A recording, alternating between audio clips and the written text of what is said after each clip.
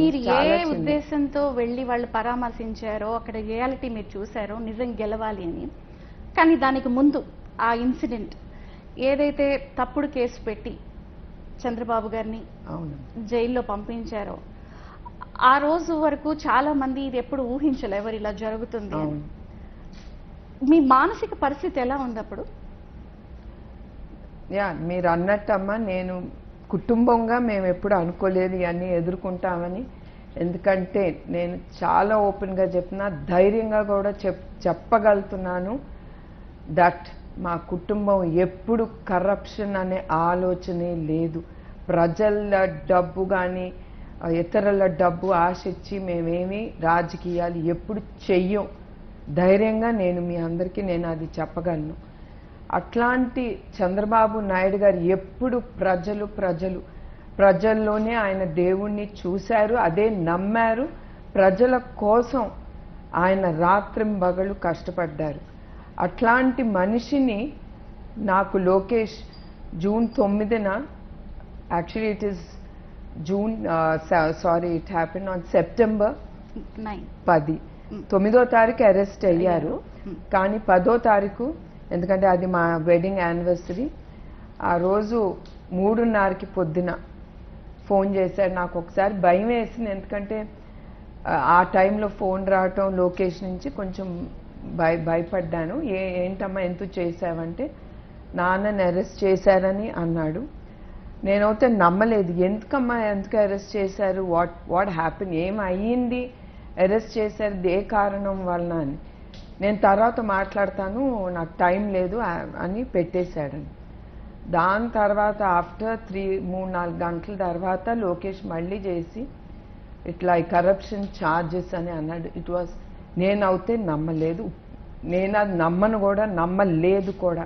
అట్లాంటి మనిషి కరప్షన్ చేస్తారంటే మీ అందరే చూశారు ఎట్లా ప్రజలు కానీ అందరూ ఎట్లా బయటకు వచ్చి ఆయన కోసం పోరాడారంటే. ఏ నాయకుడి కోసం మనం అవును, జనరల్ గా ఒక వ్యక్తి జీవితంలో ఎవరైనా జైలుకు వెళితే వాళ్ళు ఏం తప్పు చేశారో తెలుస్తుంది, కానీ 45 ఏళ్ల సుదీర్ఘ రాజకీయ జీవితం, 14 సంవత్సరాల సీఎం, 15 సంవత్సరాల ప్రతిపక్ష నేత, 7 సంవత్సరాల అప్రతిహతంగా కుప్పంలో విన్నర్, ఆయన వెళితే ఆయన గొప్పతనం ఈ జనరేషన్ కి తెలిసింది. అయితే మేడం, మీరు అప్పుడు వెళ్ళినప్పుడు మేము అనేక విషయాలు వార్తల్లో విన్నాం, చూసాం. అసలు అక్కడ ములాఖత్లో వెళ్తున్నా మీకు క్యారేజీలు అవి మీరు భోజనం పట్టుకెళ్తే చెక్ చేయడం. మొన్న కూడా తాజాగా చంద్రబాబు గారు అన్నారు, సీసీ కెమెరాల్లో నేనేం చేస్తున్నానో చూపించి నేను బాధపడుతున్నవి చూసి ఆనందించారు అని. వెస్ట్రన్ కమోడ్ ఉంటే దాన్ని తీసేసి ఇండియన్ కమోడ్ పెట్టి హ్యూమిలేట్ చేసి, ఇవన్నీ విన్నప్పుడు మీకు ఏమనిపించింది? అది విన్నప్పుడు నేను ఒకటే అనుకున్నానమ్మా, అఫ్కోర్స్ భారీగా నేను చాలా బాధపడ్డాను, కానీ ఒక ధైర్యం, మా కుటుంబానికి చెడులో మంచే జరుగుతుంది. ఓకే, ఆయన చాలా బాధపడ్డారు, ఐ నో ఇట్. నేను మీకు ఒకటి చెప్పాలి, నేను ఆయన కలిసినప్పుడు మొదటిసారి ఒకటే అడిగాను ఆయన్ని, ఎట్లా ఉన్నారు అని అడిగినప్పుడు, ఎందుకంటే ఐ జస్ట్ వాంట్ టు, ఇది ఎందుకు మీకు చెప్తున్నా అంటే ఒక వ్యక్తి ఎట్లా ఆలోచిస్తారు అని. నేను అడిగినప్పుడు ఒక భార్యగా ఏంటి ఎట్లా ఉంది, మీకు ఎట్లా ఉంది రూమ్లో అంటే, నాకు అసలు ఏమీ చెప్పలేదు. అంత బాగానే ఉంది, అడ్జస్ట్ అవ్వాలి కదా అని ఒకే మాట అన్నారు.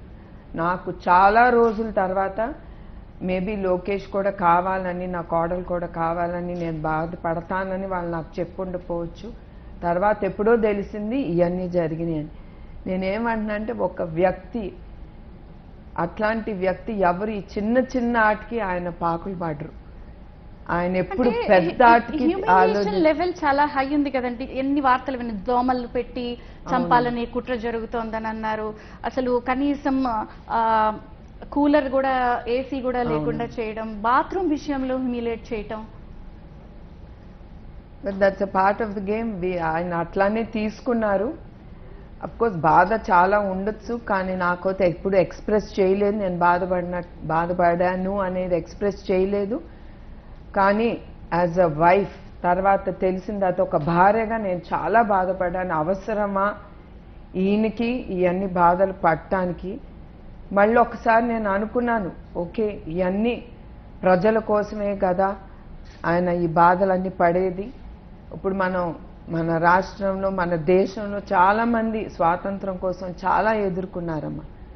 అట్లానే ఈయన కూడా ఆంధ్రప్రదేశ్ కోసం ప్రజల కోసం ఇవన్నీ పడాల్సి వస్తుంది. పర్వాలేదు, చివరికి మన రాష్ట్రానికి ప్రజలకి మేలు జరుగుతుంది అనే ఆ పాజిటివ్ యాటిట్యూడ్తో నేను ముందుకెళ్ళాను. ఒక భార్యగా నేను చాలా మానసిక శోభన చాలా జరిగింది నాకు. But that's okay. కాకపోతే ప్రజల కోసమే ఈయనదంతా చేస్తున్నారు, ఏది జరిగినా పర్వాలేదన్నప్పుడు శాసనసభను మనం దేవాలయంతో పోలుస్తాం. అక్కడికి వెళ్ళి కేవలం ప్రజల సమస్యలు మాట్లాడతాం. కానీ ఆయన్ని బాధ పెట్టి ఏడిపించి నిష్క్రమించేలాగా చేశారు, బయటికి పంపించారు.